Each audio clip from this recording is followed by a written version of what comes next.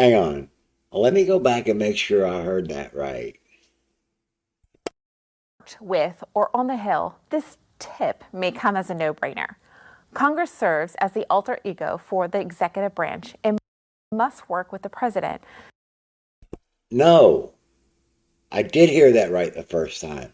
No, Congress is not the alter ego of the president. Congress is supposed to be the duly elected representatives of the people. Ah, my name is Jerry. I left MAGA, and I'm here to bring you another one of those Project 2025 training video reviews. Welcome or welcome back to my channel. And if you're not subscribed, maybe you might want to. I'd appreciate it. But wait till the end of the video before you give me a like or a dislike. And comments are welcome. So, it's been probably 33 days or so. It's been 30 plus days since I've checked in on the Project 2025 tracker in a video. Looks like it has not moved at all in looks like 33 days or so since the last time I checked. Link is in the description below for that, as well as for the Mandate for Leadership, Conservative Promise, or the Conservative Promise, Project 2025, Presidential Transition Project. And you'll pick up, if you haven't been watching the other videos, if you haven't seen the other videos, and the previous 12, then you might not be aware that they don't necessarily refer to Trump in particular.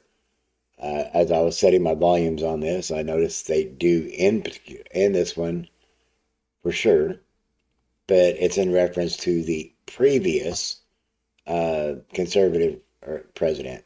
So that's where Heritage Foundation puts their focus, is in conservative presidents. Just so happens there was a whole lot of juice thrown in behind Trump by individuals in the same corner as Heritage Foundation. So let's get into what ProPublica has archived for us. And, Heritage Foundation probably should have responded. Just saying.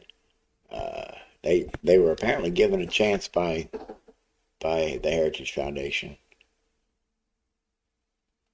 So I'll be jumping in and commenting as needed. Welcome to the Political Appointee Survival Guide training. I'm Bethany Cosma. I had the privilege of serving as a political appointee in 2 Republican administrations, the most recent being the Trump administration. This training is focused on helping you not only survive as a new political appointee, but to thrive. In the eyes of many in the world, this Right. living. We're skipping that stuff. Back to power will be in your.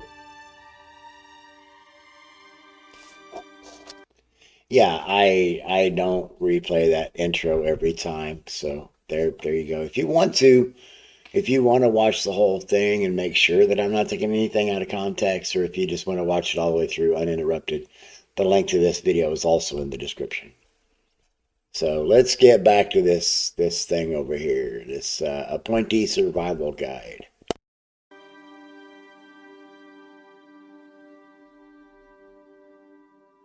Now, you may be wondering, why do I even need a survival guide? Well, recently, the Heritage Foundation published a study examining federal campaign contributions made by career employees at USAID during the 2020 presidential election. The study showed that over 96% of donations went towards Democratic candidates. You are walking into an environment where 96% of your colleagues voted for the other candidate. Well, Okay, so we're starting out with hyperbolic numbers. Just crazy. no amount of training can ever fully prepare everyone for every situation. I invited 6 former political appointees from the Trump administration to share with you our top 10 tips learned firsthand. This should be fun. Because these Christian nationalist types, and I remember when I was growing up as one, they're afraid of everything. They're afraid of anything and everything they don't understand or is different from them. It's like that meme. What is it? I don't know, but let's hit it with a rock. To help you avoid the pitfalls and survive the persecution that unfortunately many of us experience. The 10 tips you will learn today are all bits of information I wish I'd known before serving in the Trump administration. Even before I arrived, the careers already had it out for me. They tried to keep me from being hired.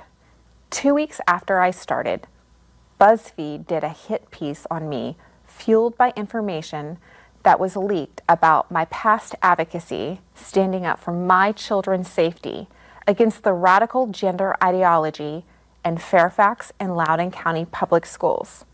I had a huge target on my back. Nevertheless, I was privileged to join USAID as the senior advisor for women's empowerment. And despite all the hostility and attacks, and there were many, I thrived, ultimately rising to Deputy Chief of Staff at USAID, all the while advancing President Trump's policies. All right, I'm just going to say right now, trans ideology, that's not a thing. Recognizing that individuals are on a gender spectrum, just like everything else is about the human experiences on a spectrum. I mean, there's short guys, there's tall guys, there's short girls, there's tall girls, there's red hair, there's blonde hair, there's brown hair, curly hair, straight hair, curlier hair. I mean, everything happens on a spectrum, including gender. So, yeah. But, so there's not transgender ideology being pushed in schools.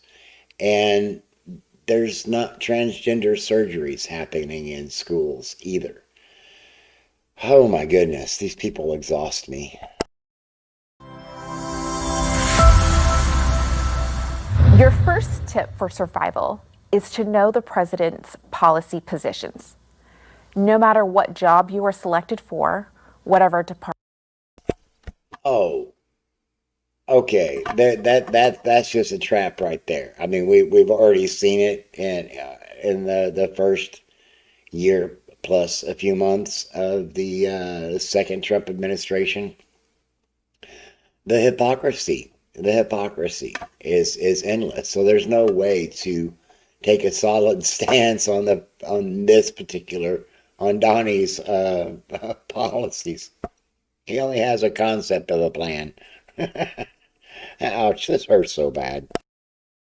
Department, agency, or office, it's imperative to have a high-level view of the president's position on every area of policy. You may be working on issues that have a domestic focus, but it's equally important to know their foreign policy positions. Domestic policy affects foreign policy and vice versa. In one way or another, each policy position is interrelated to another, even if it's not clear at first. And if you want to be more informed on the president's policy positions, I would recommend listening to speeches and interviews and reading tweets and executive orders. During the Trump administration,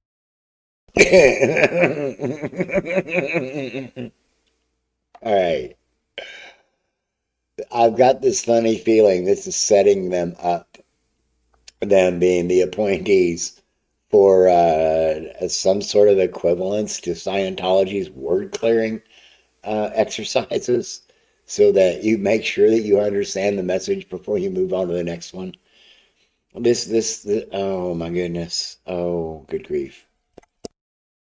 Administration, I attended the Commission on the Status of Women at the United Nations. During negotiations, the topic of sovereignty came up.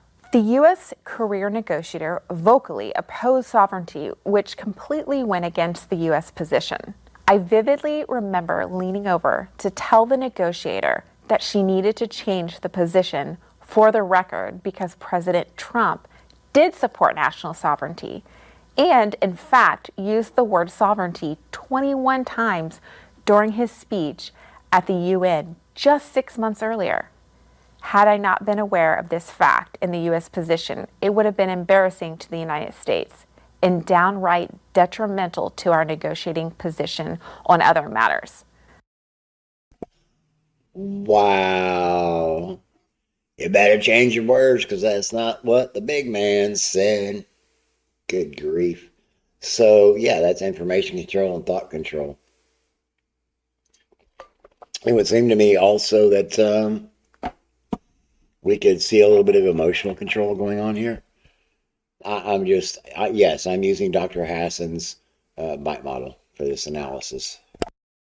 So, no matter the topic, life, energy, trade, defense, abortion, gender ideology, climate change, Israel, whatever the topic may be, make sure that you are read up, listen up, and reflect the president's position at every opportunity.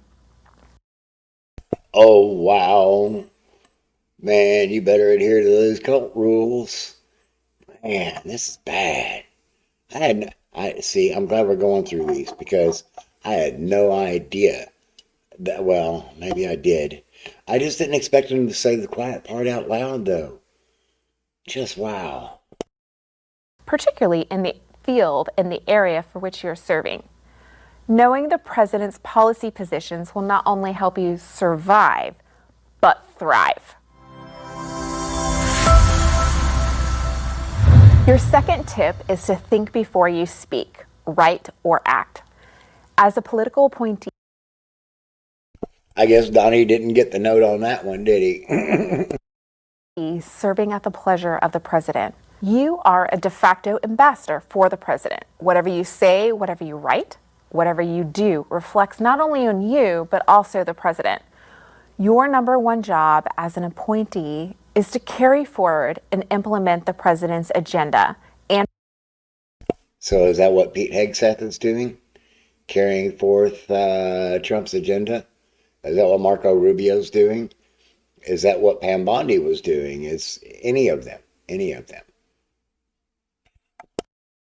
policy to be extensions of his leadership. As such, we must always be mindful that others are watching and seeking to discredit, derail, and even damage actions and outcomes that the president seeks to take. Like posting pictures of himself as a Red Cross Jesus or something. Like when he posted that AI meme of him flying a fighter jet, dumping human feces on a whole bunch of protesters. Or how about that one he posted about the Obamas? So, yeah, you're supposed to stick with that. Okay. Well, that explains a lot.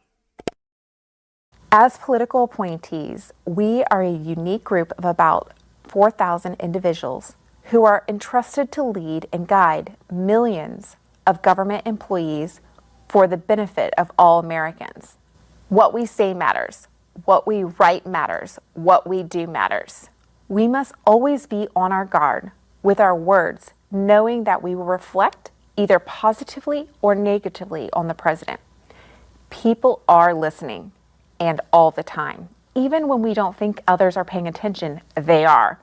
Our blog posts, articles, books, publication, old school papers, work reports, resumes, testimonies, even our photos, both past and present, are searched for and sifted through by the left in an effort to discredit us, attack the president, or damage what is being worked on in order to advance their alternative agendas.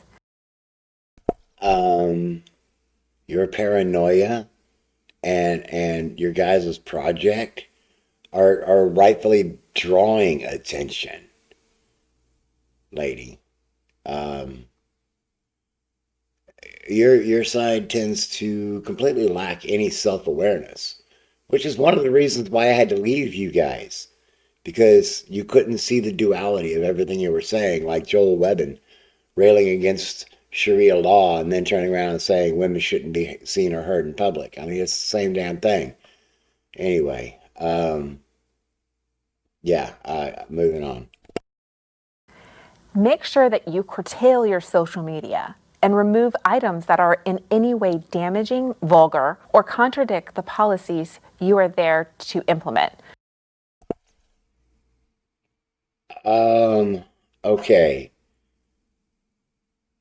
hang on. Let's jump back on that. Let's take that in and digest that in reference to what Donald Trump has been posting. Because remember, this is just look. Was posted August 10th, 2024. So we're a year and a half in, and I'm oh my goodness. Make sure that you curtail your social media and remove items that are in any way damaging, vulgar, or contradict the policies you are there to implement. Do that now, before you are appointed.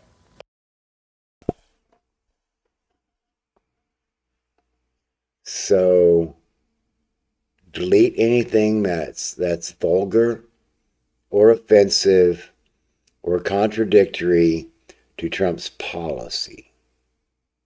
So it's okay to be posting racist stuff, right? Is that what you're saying?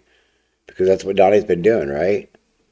He posted that meme of the Obamas swinging through the trees with a couple of monkeys, or how about that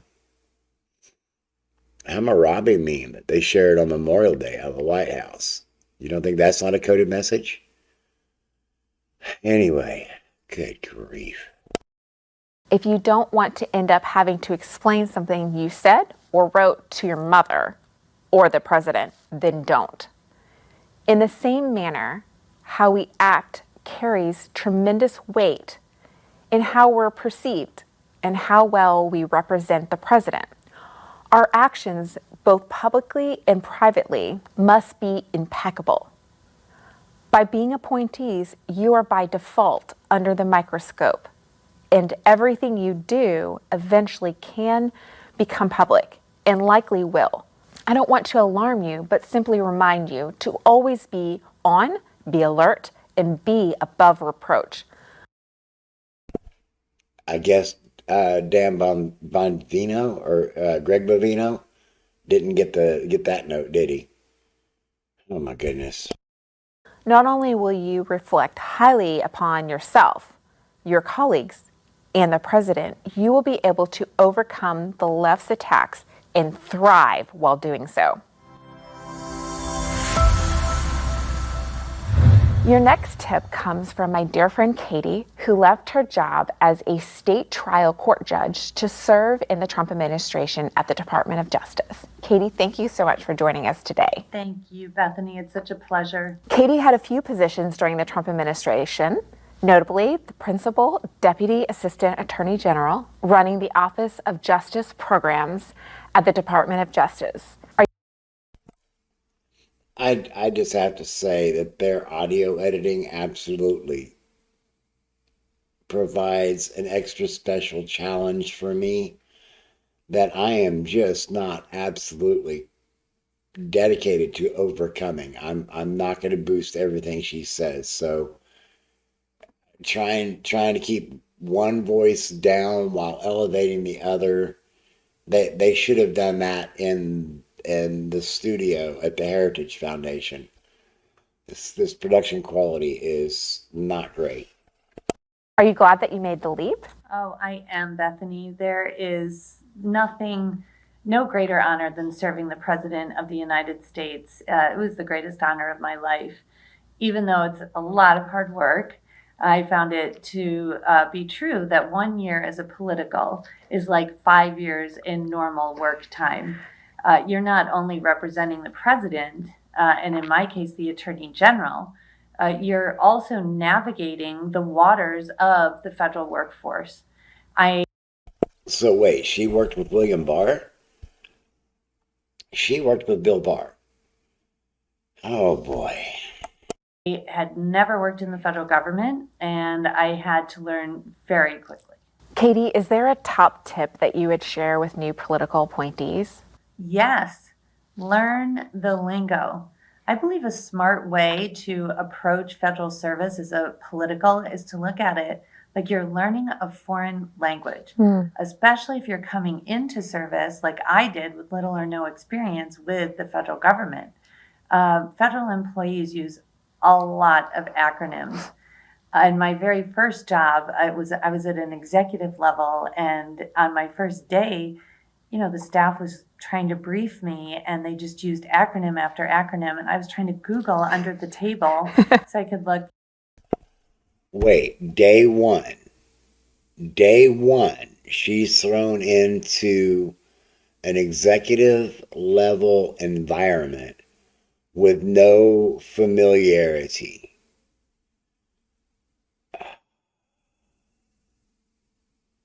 No wonder things are a wreck. Very competent to them until I realized, people in the middle of the country don't talk like that. And Yeah. so when you are serving the public, when you're serving the citizens of this country as a federal employee, you should speak like they do. So I asked them to stop using acronyms and actually use the words.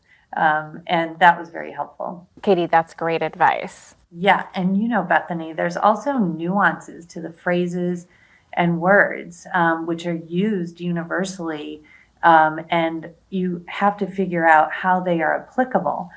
For instance, when a federal employee uses the word policy, they're typically using a policy to say why they can't perform a task that you've asked them to do.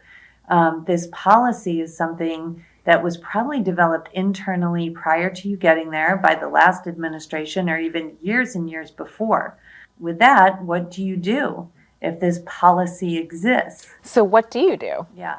And in that case, you ask for the policy and you ask to see it in writing. And it's somewhat stunning how that you find that frequently they cannot provide that in writing. I've heard that. So then you try to look back historically, where did it emanate from? And so what you first do is, if you can get it in writing, you look at it, and then you see if you can either redact it if it's an internal policy, and you can say this is no longer the policy. You can replace it with something that is more in line with the president that you're serving. And so if you don't like how it is, just change it. Just redact it. Just say, oh, this isn't how it is anymore, and make an executive decision over an environment that you have absolutely no knowledge of. You just, oh, good grief. And his or her priorities. Or if it's not in writing, then at that point you can say this is a policy that you've been following, but it's not actually a policy that's on the books, and inform everyone we will no longer be following that policy. And actually the federal employees, once you were able to speak their language, were very responsive and had an easier time with changes. Interesting. So it's all about learning. It's all about language and how you manipulate it. This is so underhanded. And this is not how an appointeeship is supposed to work, the way I understand it. Walking in day one and changing policies that you don't like in an environment that you don't know the language of.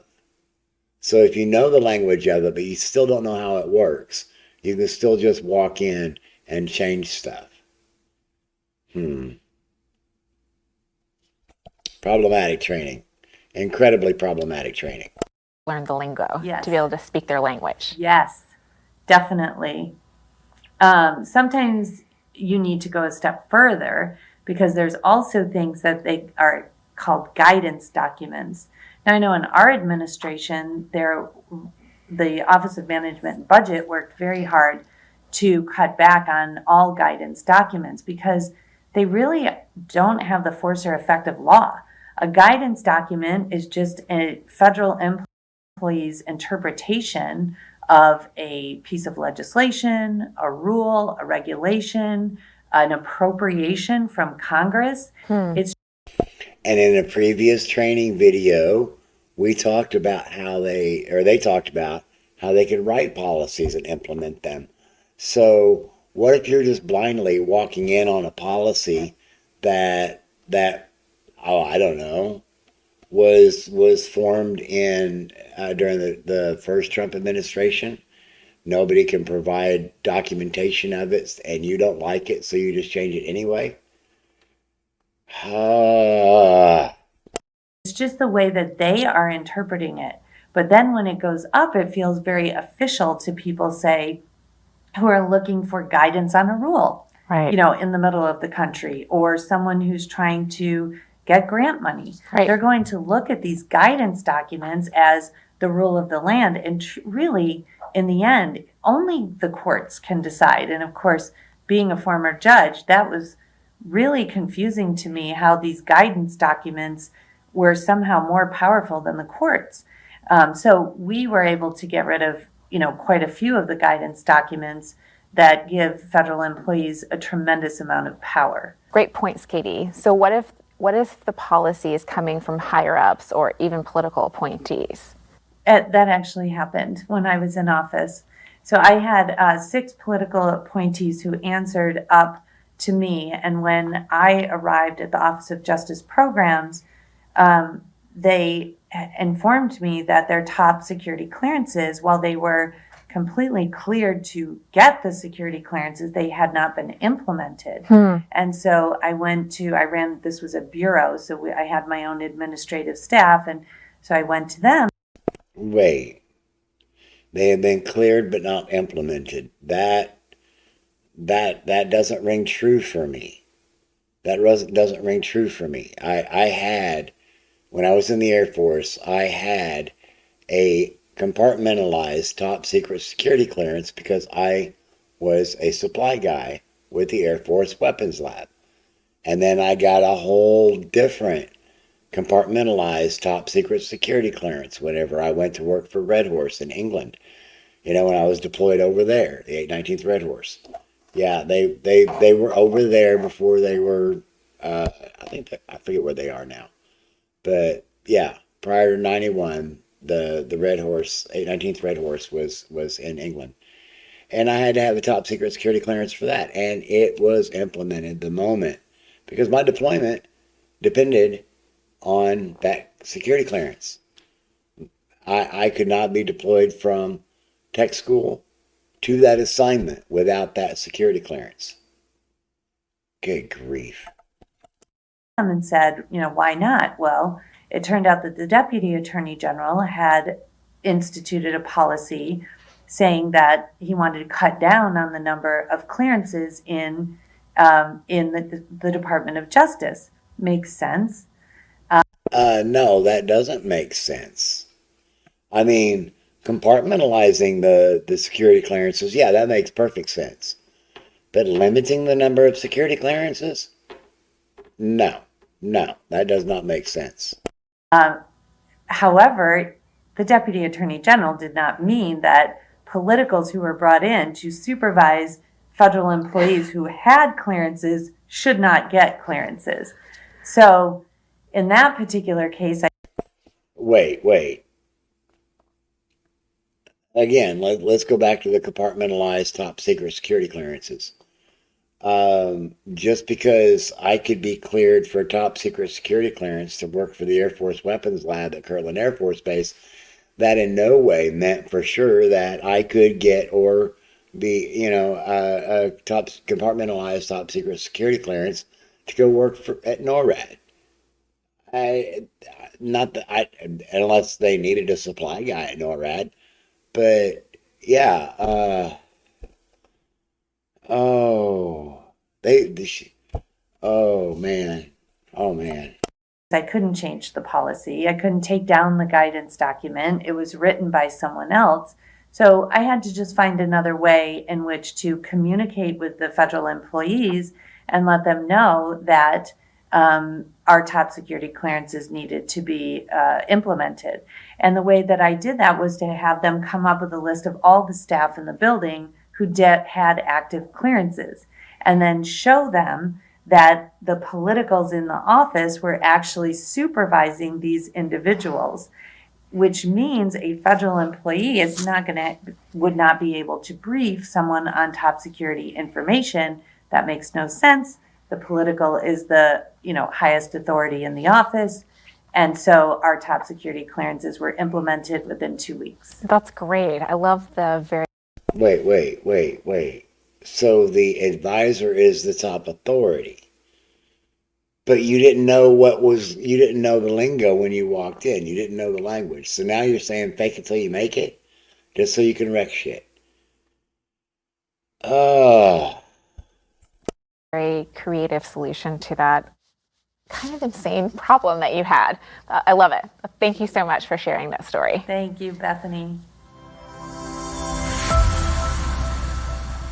Now we're going to hear from Matthew, who worked in the Trump administration at the Department of Housing and Urban Development, and then moved over to the Department of the Interior in executive role as the White House liaison. Matthew, if you had to narrow your experience down to one tip for survival, what would that be? First, let me say that serving the President of the United States is the opportunity of a lifetime. It requires enthusiasm, hard work, and you have to have a true desire to represent the President and his policies every single day when you come in. So if you can do that, you're off to a great start. That said, if I had to suggest one tip for survival, it would be learn how to navigate your department, your agency, and the culture of the federal government. It's important to understand that when starting your career as a political appointee or you're working in so that sounds like a pretty basic infiltration tactic as taught within the intelligence community. an agency for the first time, experience is going to be your best teacher. How was that valuable, that experience? Because you didn't serve in the federal government before. So can you elaborate on that? Yeah, absolutely. So when I came in, I was given advice all the time about, this is how it works in a general sense. And then when I came in and I was in my department, what I found was that in talking to both career civil service and political appointees, you just learn, here's the written rules, here are the unwritten rules. And a lot of the times you have to be careful, even about what they say are written rules, might not be written rules. And I think because a lot of the times it can go on where someone tells you how something works and things get lost in translation, whatever it is. So you have to find out what the rules really are and understand that if there are unwritten rules, how, if they're a hindrance, how you can work around them. So it's a common misunderstanding amongst new appointees, myself included at the time, that if you know everything there is to know about health policy, for example, you will be immediately successful in a policy position at, Department of Health and Human Services. The reality is that you can know everything there is to know about that policy, but you're really not going to get much done without knowing the rules of the agency, right? Roadblocks are everywhere. The first thing that I came to understand when I was in there was how much power the executive branch is effectively given from Congress. So for better or for worse, there's wide latitude on policies, rules, the regulations, all these things that determine how laws are carried out in the executive branch. And it's your job to ensure that that power is executed responsibly and in line with the president's will. So Matthew, how do you get to that point? Yeah, so the way to do that really is that you have to learn how to navigate the department, the agency, and then the culture of the federal government, right? So you know that you're going to be dealing with your career civil service employees. You have to understand the relationship that they have to you, and then also understand the relationship of you with your fellow political appointees. And that's why I said it was good to have people that you can trust. Political appointees, you can't take for granted that they are going to be in line with the president, right? Yes. Right. So you have to be sort of wary about that, unfortunately. Shortly after joining the presidential administration and federal government for the first time, I was promoted to an executive role in a new office. I quickly realized that I just didn't know. I didn't know what I didn't know. And I was at a new agency, so identifying personnel that I could trust was crucial to learning just the most basic policies, agency structure, all those rules that guide what you're doing day to day, so that you then get to that point where you say, here's where my policy expertise comes in, now we're executing, now the ball's rolling. So he's looking for like secret handshakes and stuff. Maybe a Trump face, lapel pin with a Trump face on it, or a Trump necklace, red tie. I don't know. But yeah, he's looking for ideologically aligned individuals for the purpose of leveraging perceived power. You'll also find that there probably isn't a single person in your entire agency who knows all the policies, rules, regulations, guidelines memorized. So you can often waste time asking around, you get no answers, or you eventually get an answer that you might find later is incorrect. I found, so when I was at Housing and Urban Development, part of our job was to administer funds for various grant programs. So, we were like drafting, reviewing, executing all these policies and conditions for receiving funds. These documents are often formulated by and then reviewed by expert staff who are career civil service. So, for example, it was common to find that there's these norms and rules within documents, stipulations about people who get funding that were explicitly contrary to the will of the president. So having an understanding of exactly where and how those policies can be corrected to align with the president when the paper's moving very quickly and you have to get it done, it's essential to being effective. So it sounds like you really need to know the president's policies, which was our first point. Our number one tip is to know the president's policies. Exactly. Thank you so much. We heard from Katie about learning the lingo and from Matt about learning how to navigate your department. The next 3 tips for survival are all about the importance of relationships. Here with us to highlight the first relationship is my friend Pam. Pam worked on the 2016 Trump campaign and went on to serve on Beachhead at the State Department during the transition. Pam, you started on day 1 of the Trump administration and you stayed until the final hour. Yeah, shocking that I made it. Yes. It's amazing. It's wonderful. And you served as a senior advisor in several different bureaus. And then the last position, you were the acting assistant secretary of the international organizations. That's right. Is that right? Yes. What would be your main tip that you would like to pass on to new political appointees? Well, first off, it was such a pleasure to get to serve the president and to get to serve with you for a while, too. That was fun, too. But I think the most important thing is to connect with political appointees, not only in your agency, but across the agencies. The State Department is a particularly challenging bureau, especially in the last administration, because what we have to remember is that the Secretary of State had been President Trump's opponent. She had just served there. So we were walking into a fairly hostile environment, to say the least, of folks who had just concluded working with her. And, it just happened that the numbers were pretty thin for about, the first month. I started in the International Religious Freedom Office first. I was the only person there until I got a junior assistant. And even just having one other political appointee, Bethany, it made so much difference. Going out 2 by 2 is, it's a really pretty vital truth that we should always have a buddy with us. And there's an old saying, you should never go to... Going out 2 by 2 is one of those Christian dominionist or Christian nationalist witnessing tactics.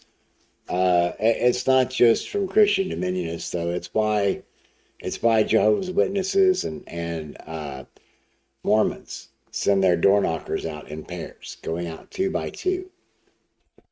It's a very Christian or Christian-esque idea. Go to the forum alone, and having 2 political appointees together just made a huge difference. And it's really important to find other political appointees across other agencies. USAID and state were kind of sisters, if you would, but even connecting with people at the National Security Agency, Department of Defense, it was really important that we do that. And this is simple, but return every call and every email. And you know what? That's going to serve you in life, not just as a political appointee. At state, I set up something called Coffee Time. I remember that. Yeah, I think you came a couple times. It was a pre-work Bible study. And to be honest, it wouldn't have been politically correct to call it that. And it grew to include a time of networking for several of us. That's interesting. They called it a coffee meeting, but it was actually a Bible study because they had to change the linguistics to get around the policy. This is how you get Christianity embedded in politics. This is how you wind up with anything embedded somewhere. This is how you violate the fundamental concept, the fundamental belief in the separation of church and state for a healthy government. State. We shared challenges. We even helped each other find furniture and lamps and things like that. And we found comfort in meeting together. You know, it's so essential for political appointees to meet together in some fashion. I am hearing that she's starting to use political employees as coded language for these like-minded Christian dominionists. Wow. Okay. Now we're still figuring some stuff out. Not to hide from the career or hide things from them, but there's just some things that you need to say in the confines of with fellow politicals. Hey, you mean like one of them glossolalia prayers over there speaking in tongues, thinking you're talking to angels? Yeah. You get dogged for that every time you do it in public, huh? Because I mean, I remember growing up in an environment that did that, and it was perfectly normal. And then I got out in the real world, and you know what? I found out that wasn't normal. And yeah, by the way, Bethany, that coffee time is still going on. Wow. Today, so it's been a good time. That's great. I do remember attending several of those with you, and it was great to meet folks at the State Department that I didn't know. And Secret Bible studies. It's almost like they think they're first century Christians or something. And I do remember even being able to collaborate with a lot of those folks. Got a lot of business done during that time. We did. So how did you win over the career people? Yeah, okay. Not that easy and not that hard. I always like to quote that great theologian and political philosopher, Tim McGraw, who says in his song, always be humble and kind. I think political appointees sometimes get a bad rap for being nasty. And even though many bureaucrats are against us, and it's just a fact of life, it's just the tension here in Washington, we can also accomplish a lot by remembering how to treat people. Being humble and kind is really a powerful ploy.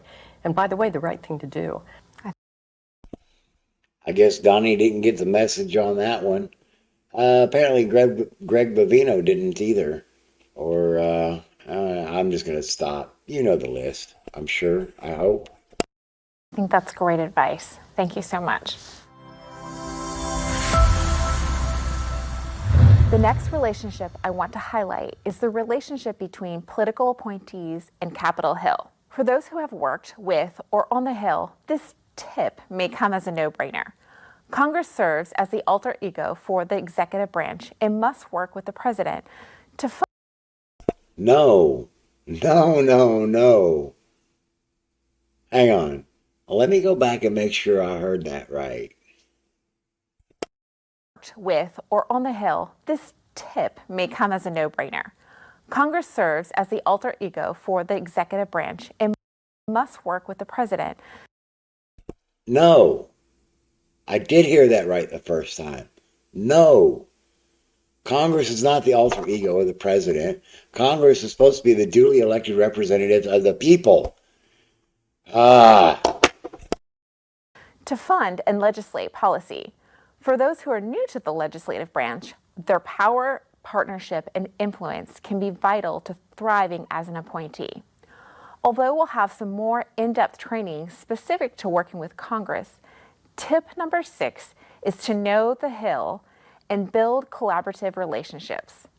Take the time to research and identify the senators and members of Congress that oversee and are interested in the issues and policies that you're working on. For the most part, each legislator serves on various committees and subcommittees that have unique perspectives and purse strings that can either help or hurt the president and you. It's in our best interest to build strong collaborative bonds with both key and supportive members. While we may not always see eye to eye, it's always helpful to have friends on the Hill. Face-to-face meetings and other direct engagements help to build rapport, trust, and respect. Routine interactions help ensure support much more than last-minute requests from strangers. Find out what makes each of the members tick on both sides. That way you'll be best prepared. Always take the opportunity to message and reinforce the president's agenda. Be bold and ask for help when necessary to help advance and codify the president's policy and objectives.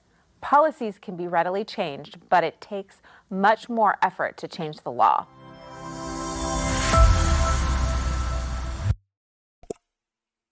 So short circuit the system. Is that what you're saying, girl? Short circuit the system, circumvent the policies or the procedure, the legal procedure, just because it's quicker and easier to, hi Smokey, to change policy rather than to actually advocate for a change in the legal system. Bizarre, man. Just wild. Tip number 7 is to partner with civil society organizations.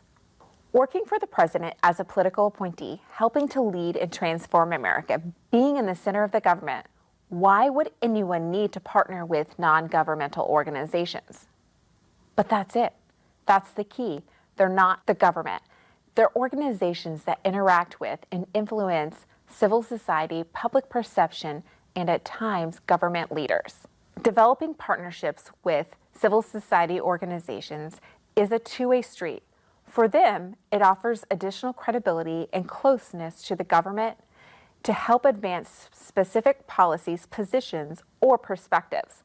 For appointees, they offer an alternative avenue and champion to help advance the president's policies and even sway public opinion. Organizations like the Heritage Foundation, the Family Research Council, Alliance Defending Freedom, and so many others are key to help reach millions of Americans. Their messaging can help connect and propel the president, and in turn, the work you're accomplishing on his behalf.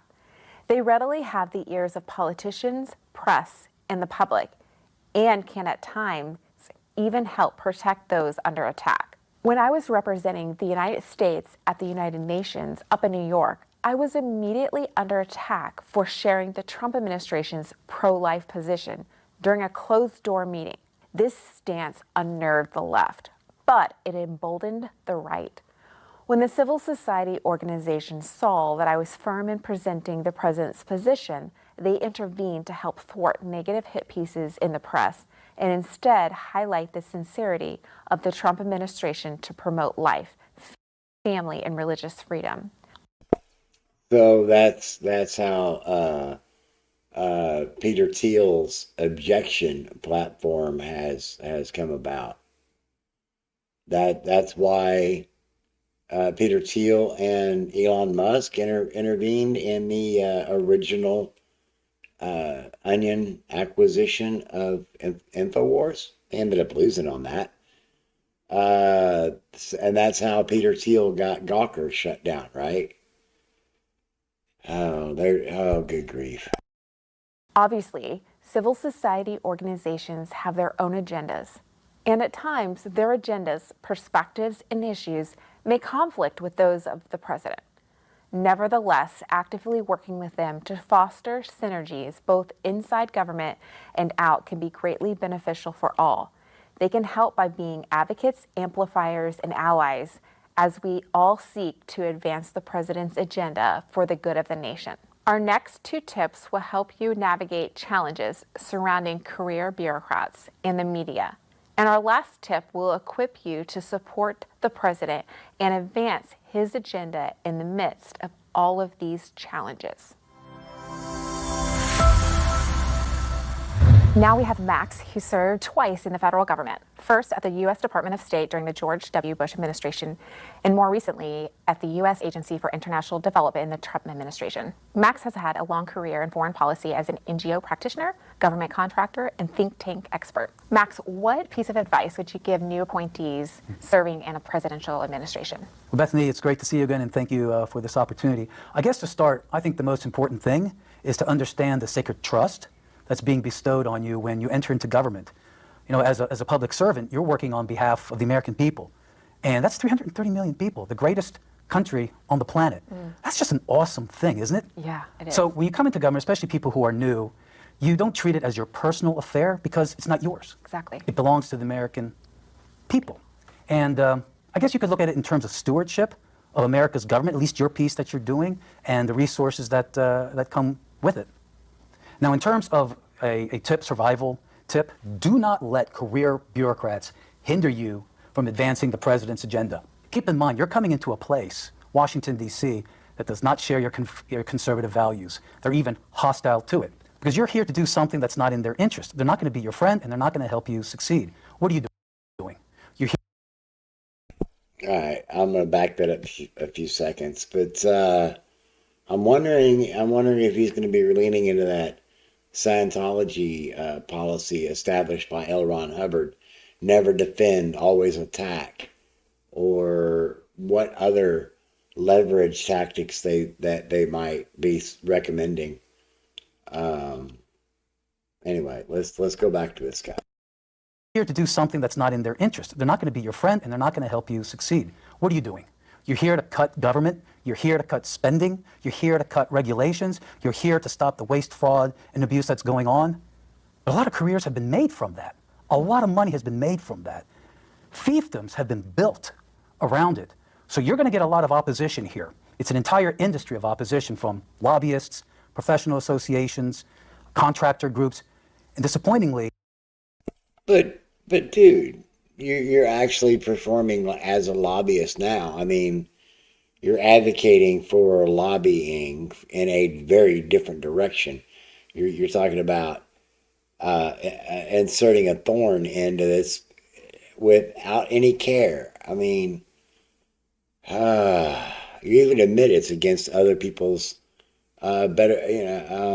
wishes. Man. Faith-based organizations. Yes, we saw Why? that. You're upending the apple cart, right? Yeah. And whereas for the American people, the government has failed, and the government has wasted so much money, for the groups here in Washington, D.C., it has worked for them. So when you're here representing the American people, consider it that you are really blessed. You're taking on a blessed obligation. But it is also a solemn obligation to carry out the interests of the American people. Max, can you give us an example of... Wait, how is an appointee for an administration actually representing the people when they're appointed to do the job for the president, and yet they're doing it for the people? when the bureaucracy impeded your work? Yeah, it's when I had the privilege of working for Vice President Pence as his envoy to Iraq. Now, at the time, President Trump had finally defeated ISIS. Vice President Pence. You mean the guy that they were wanting to hang at January 6th? Yeah, they even brought a gallows, right? This crazy and very violent jihadist terrorist group. But they had taken a devastating toll on the religious minorities. In fact, ISIS had a campaign of genocide to exterminate the religious minorities, especially Christians and others. Well, that didn't age well either. I mean, what happened in Gaza with American technology from Palantir and taxpayer dollars? And what about all these talks, the real estate development talks from Jared Kushner? Anyway. And so the White House believed that we need to help these people. And for the Christians in particular, the churches were very active in trying to help them go back and restart their lives. So we thought we'd take a little bit of the overall money that we were spending in Iraq to help these communities. Boy, were we shocked by the response. At first we were told, no, you can't give money to the churches. It's against the Constitution, the Establishment Clause, separating church and state. And of course, we were not idiots. Federal government, state government, local governments all routinely give monies to churches from everything from social services to when you have floods and hurricanes. So we pushed that aside. Then they came up with another excuse, need, not creed, meaning we don't give money to religious people. And so I said, well, this was a State Department person, pretty senior. I said, well, what if a people are being exterminated or are the target of extermination because of their creed?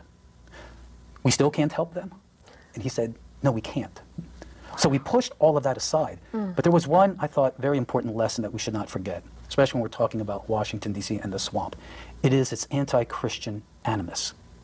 And people come here from outside of the country where it's normal America, I think they're shocked to find that there's so much hostility to our basic traditional values. Yeah, I remember, Max, when the vice president. Excuse me? It seems like in 2026, what is it? May 29th. Holy cow. I've been out of it for the last month.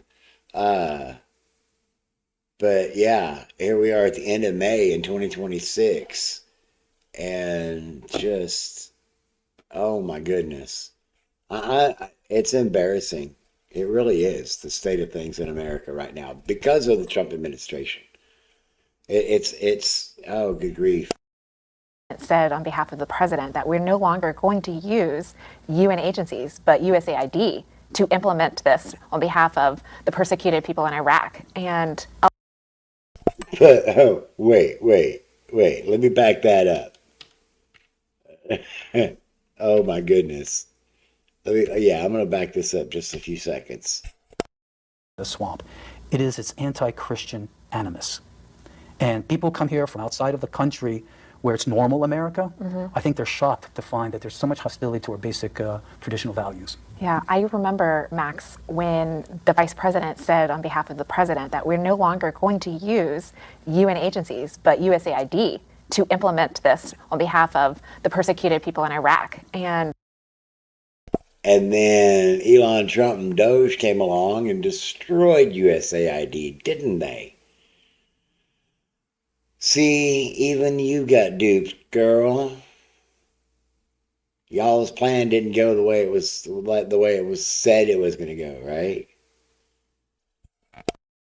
And I'll never forget the next day, a career bureaucrat told me randomly, he can't do that. It was amazing, the resistance. It was just unbelievable. They did not want to help Christians at all. No. And well, we Bullshit. went ahead and did it. And I would direct these UN agencies on what to do and what they could not do. So that's leadership, that's courage. And when you're working in government, especially in the international sphere where there's a lot of war and nasty things going on, you have to exercise that leadership. So Max, tell us what lessons our future political appointees can learn from the experiences. I think there's three basic lessons that I draw from my own personal experience, and that is you're going to be told, no, you can't do this.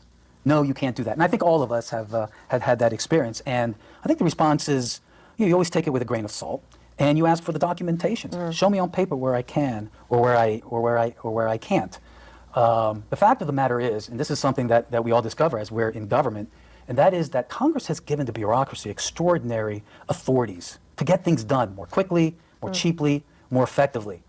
But the bureaucracy has no interest in doing that, so they just ignore it. And it's either because they don't want to do more work, or because it's risk when you do something that's new, or they simply don't want to do it. So I think that's really the first one, is to understand that you need to be informed. And the second is you're informed by going to other politicals, especially those who have had prior government experience, simply because they've gone through the bureaucratic ringer. Now, for people coming in for the first time, government service is hard. It's very disorienting, it's very confusing. These rules and regulations governing contracting and the budget and all of these things are very confusing. Never stop asking questions. If it's Yeah, there's all these pesky rules about how to do things to keep your contracts legal and keep your paperwork straight and yeah, not lose people in the ICE concentration camps and those pesky rules. 5 a day, if it's 10 a day, you ask those questions, right? It's great advice. And then lastly, I would say treat people with respect. Go back to my original point in that sacred trust, that bond with the American people. It's not your position. The American people, I'm an immigrant, and the American people are the most giving and kind people there is in the world. And they would want you to treat others with respect, even if they don't treat you with respect, or even if they don't agree with you. And after some period of time, when you show yourself to be competent and respectful, you're going to have certain folks within the bureaucracy, some who won't agree with you, but because of that, and because that they actually do subscribe to the notion that public service is beyond politics, and that even if they don't agree, they should do their job, and they're going to come out and start helping you. Because bottom line, at the end of the day, what's the outcome, the results that we're looking for? The mission, carrying out the agenda of the President of the United States. Yes, that's great advice, Max. Thank you so much. Thank you.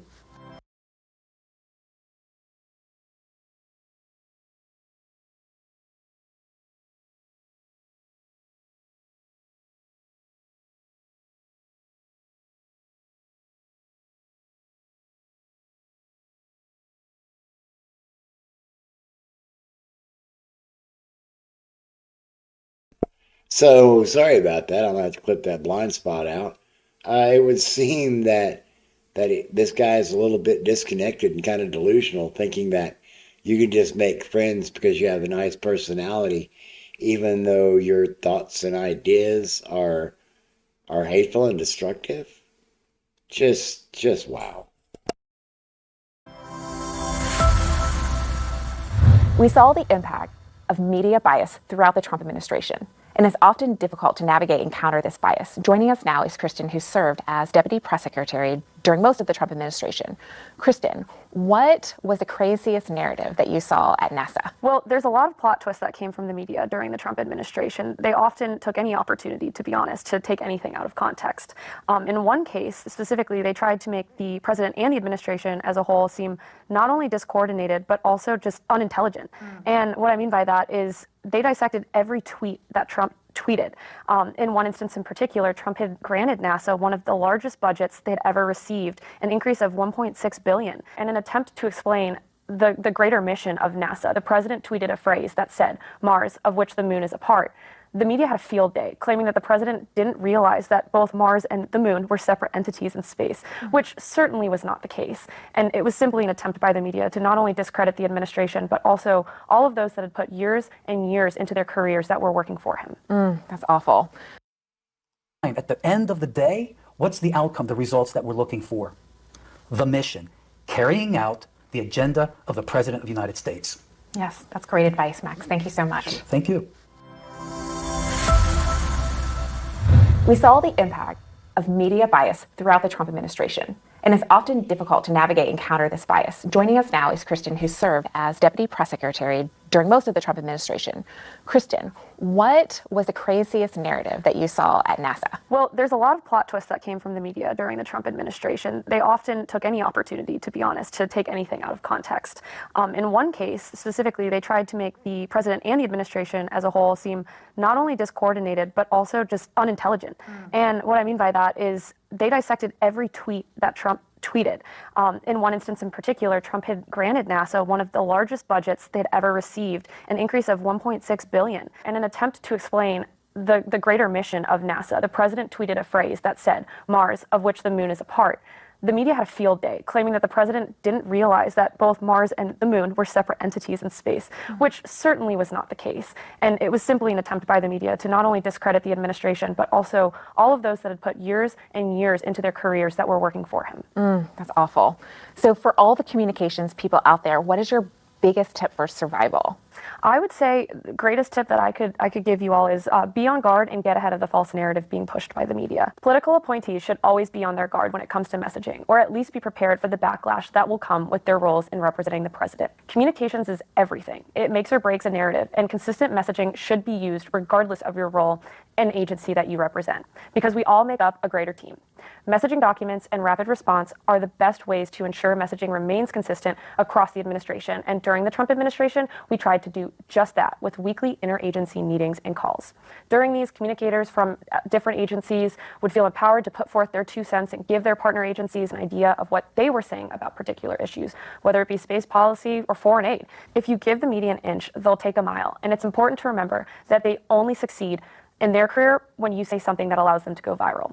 Today's media is not the same that it was 20 or even 10 years ago. So be on your guard by preparing messaging and talking points that support your agency's mission and the mission of the administration as a whole. Kristen, these are great points. Thank you so much. I wish I would have had these when I was in the Trump administration. I felt kind of all alone. I didn't really have a lot of any direction in the media, and I was under attack constantly for just exactly what you were saying, just staying on message, being a Trump administration appointee. What advice would you have to someone like myself who was called out? The reporters would contact me directly, called me many times, or called me out on Twitter and tried to defame me and lie about me. What advice do you have? Yeah, I think that being defamed on Twitter is almost a badge of honor in the Trump administration. And the unfortunate reality is that too many political appointees suffered from defamation as a result of reporting that was not entirely true. But I guess that's kind of the beauty of the First Amendment, is we do have that freedom of speech. Again, messaging and sticking to your talking points is going to be important to remain on message. However, it's incredibly important for political appointees to go through media training. Most agencies actually have this option available for their staff through their Office of communications, and this will be incredibly important for those, especially those being interviewed by the press, to go through. If I can impart a little knowledge from my own media trainings, I have a few common pitfalls that political appointees have suffered from in the past. They're just two quick ones, but never repeat the question that a reporter asks you. They intentionally want you to repeat something, and they'll phrase a question that they ask you in a way to ensure you do repeat it so that they can take a sound bite and show on Twitter that you agreed with them, even if you're just literally repeating the question. Like I said, it's manipulative, and it's honestly poor journalism, but it's a tactic that they often use. Another piece of advice that I've learned from my own media training is when you're answering a tough question, always acknowledge it, not by repeating the question, but by saying something similar to, or to the effect of, "That's a great question," and then bridging to what you want to talk about. So for instance, someone were to ask me, why are we going to the moon instead of Mars? That's a great question. We're going to the moon because we want a sustainable and reusable platform that we can use for generations to come. They wanted me to acknowledge Mars. I didn't, because I didn't fall into their pitfall. That's great advice. Really appreciate that. Yeah, no, this is common practice used in interviews that will ensure you remain on message and aren't taken advantage of by the press. That's fabulous. Thank you. Sustainable and reusable platform for what? I think the bigger picture was to be able to use the moon as a sustainable and reusable platform as a stepping stone to get to Mars. Oh, good grief.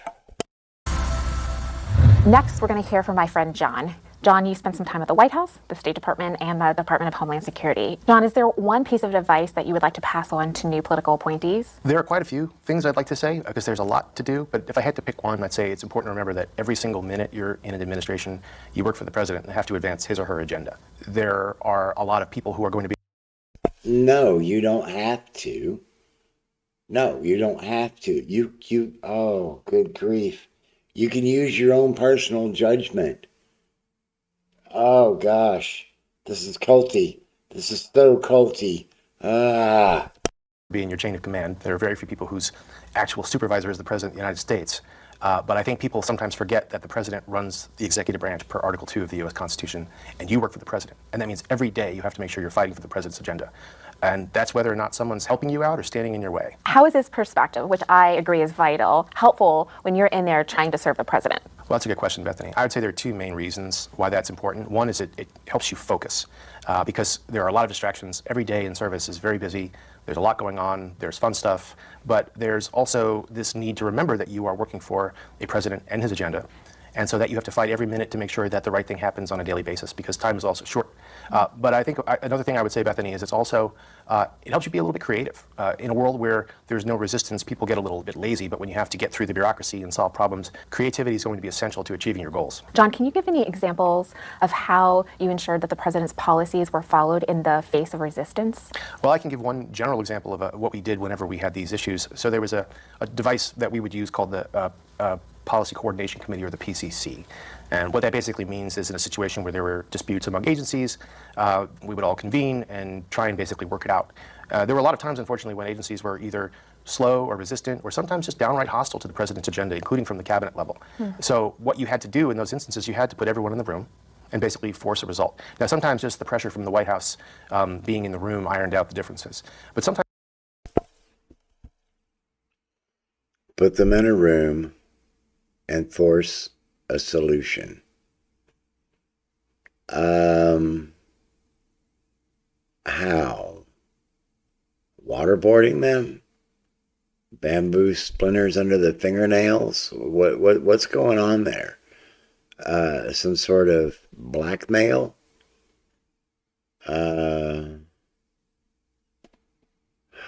Forced compliance. Wow. Sometimes not. And if you didn't get a resolution by the time it got to cabinet level officials, you at least were comforted that it got to the president's desk and then it was up to the president to make the final decision. So I always took solace in knowing that if we did that, we were doing our job. All right, well, we've made it through another one of these crazy videos. Holy cow. I did not realize until I started doing these videos just exactly how deep the cult mindset goes. Oh, I should have known. But I'm seeing where these where these ideas were actually applied, like in the competitions between the meme warriors, like there's this character, Pastor Chatelet. He's this Kekistan, far right, far alt right, way right. I don't know how, as far right as you can get. Anyway, he claims not to know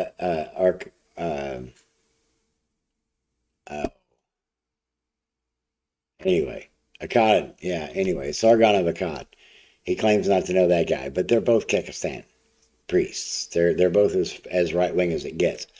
But back to the meme thing, Pastor Chatelet would throw these meme blanks out into his pond and have people like doodle them up real quick on a computer, and then throw them back in to see who could meme the best or meme the fastest.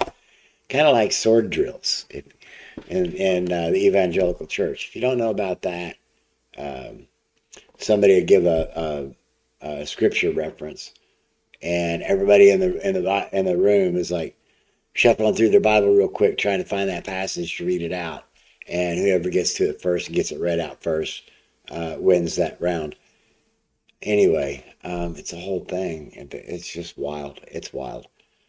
But anyway, well, I hope you've made it to the end of this video. If you have, it tells me that you are definitely looking for the answers. And I'm trying to present them with the evidence. It's just going to take a long time. I got a channel update coming up soon. So if you like this video, go ahead and give it a thumbs up. If you haven't subscribed yet, I'd appreciate that. Share this information with somebody that you think it might help. And until the next video, please definitely, and beyond, please definitely take care of yourself so you can help take care of others. Get the rest that you need. Drink those fluids. And remember, please remember, mental health matters. Everybody